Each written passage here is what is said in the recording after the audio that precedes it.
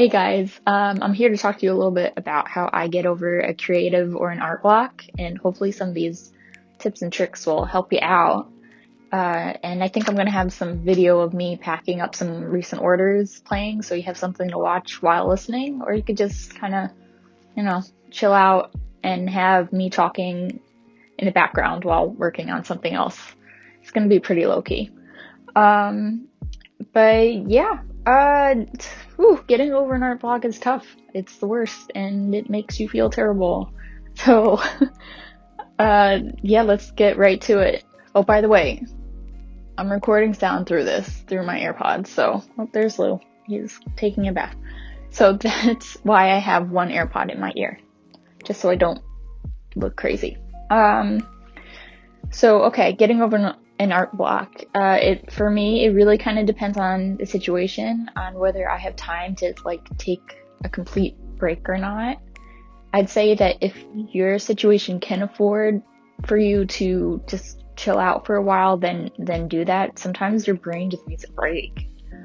For example, a couple years after I graduated art school, and I was working on things that were completely different from what I make now. They're very fine art, abstract kind of painting, but also sculpture-y stuff. And I was feeling really burnt out and not inspired by it, I guess, anymore. So then I took a break for 6 months, maybe longer, and I just focused on a new creative outlet. I was making music, and it wasn't that good. But my friend group is a lot of musicians, so it was nice to kind of get along with what they were doing. So yeah, I recommend just taking a break, stepping away if you can. If not, then I have some tips for that also. My first tip is to consume other kinds of creative media, and that could be a number of things. That could be things that you would expect, like movies, TV shows, different kinds of animation, even fine art, painting, abstract stuff. You never know what's gonna kind of spark something in your brain. It could also be things that you wouldn't necessarily expect. I like looking at embroidery. That's a kind of illustration in its own way, but it's approached differently. Or things like baking. I like to watch things like the Great British Bake Off, because it's creative, but it's completely different from what I do, and I'm not good at baking, but it's kind of inspiring for me to watch. So, and they're always stressed on that show, so it makes me feel a little bit less stressed, or it makes me feel understood sometimes. The next tip would be to make a list of either art or artists that you like, or make a list of both, and kind of keep an inspiration folder. I think Pinterest is, oh my gosh, Lou, don't do that right now.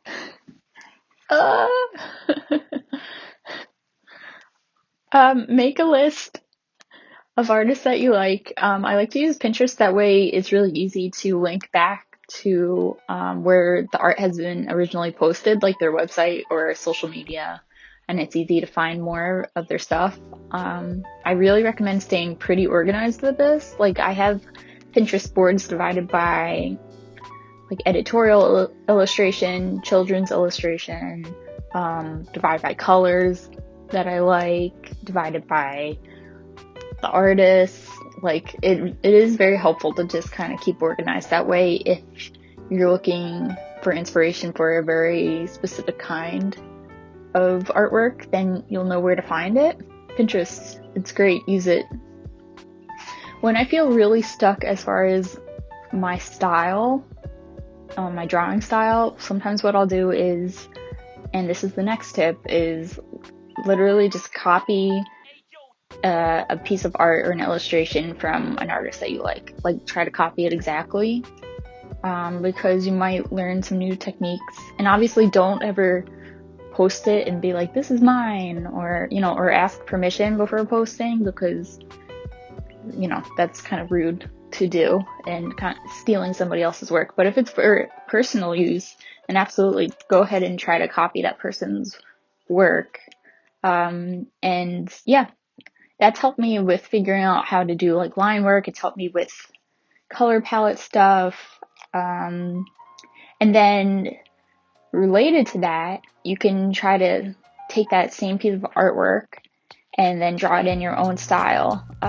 There's a trend going around on like Instagram and Twitter where it's a hashtag draw this in your own style that's really popular, and I think it's for a good reason, because it's very hopeful to take somebody else's idea and then, you know, transform it into something that's your own. And that way you don't have to think too hard about like the content, and it's more about just, you know, like I don't know how to say that, like the creative side of it. It's not so much like doing the hard brain work. Oh, I don't know if I said that right, but you get what I mean. So for my own work, color is usually pretty important, and right now I work with a very limited color palette, and I think that's a huge help.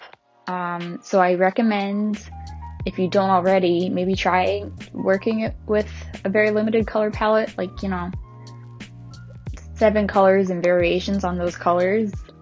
Or if you already work with that kind of a palette, maybe do the opposite and just kind of like use whatever colors you want, you know. Or sometimes if I see a color palette in real life, I'll take a picture and work based off of that.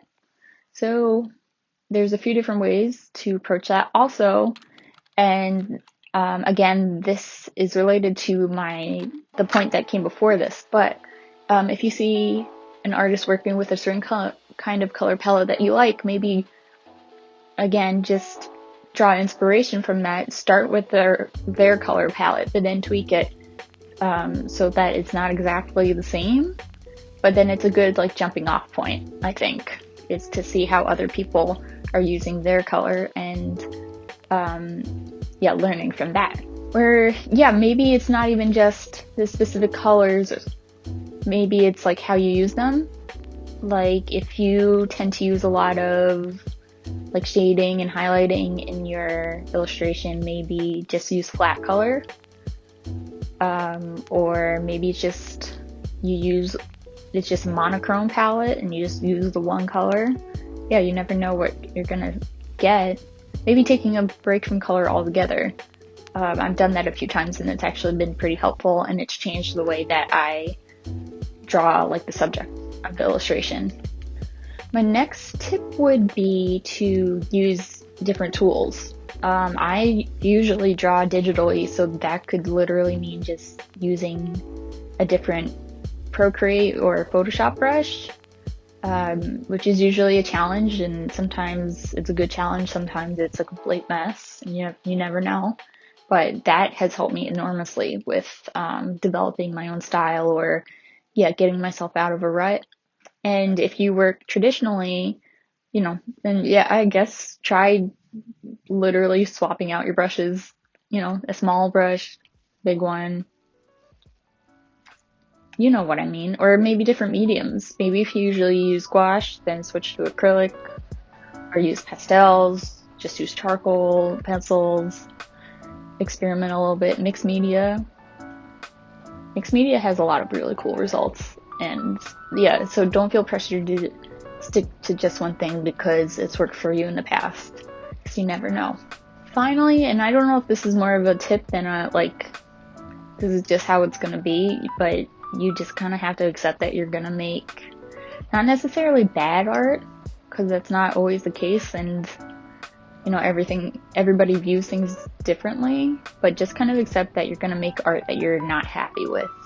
And that might go on for a while, but sometimes you just kind of have to work through it, especially if you don't have time to stop working altogether. But eventually you're gonna have the light bulb go off and it's gonna work. Sometimes practice makes perfect, which is very, very true. Practicing is extremely important, and I draw every day, and I've seen the improvement even from like a year ago, but sometimes yeah, sometimes there's an equal amount of, how do you say that? Sometimes it's equally helpful to, yeah, just step away for a while and come back to it and see things with like fresh eyes, fresh eyeballs. So yeah, those are kind of my quick tips about how to get over an art block. I had a brain block right then, but hopefully those were helpful. Yeah, I'm always happy to chat about what works for me, and hopefully things will work for you. If you have any more tips that work for you, feel free to leave a little comment. Let us know. I'm always down to learn more and how other people approach. But yeah, thanks for watching. Hopefully it helped, and hopefully you enjoyed watching me pack up stuff, if that's the video that I ended up putting up aside. If that's the video that I put up alongside this video of me talking, so oh boy. All right, well, I'll see you next time.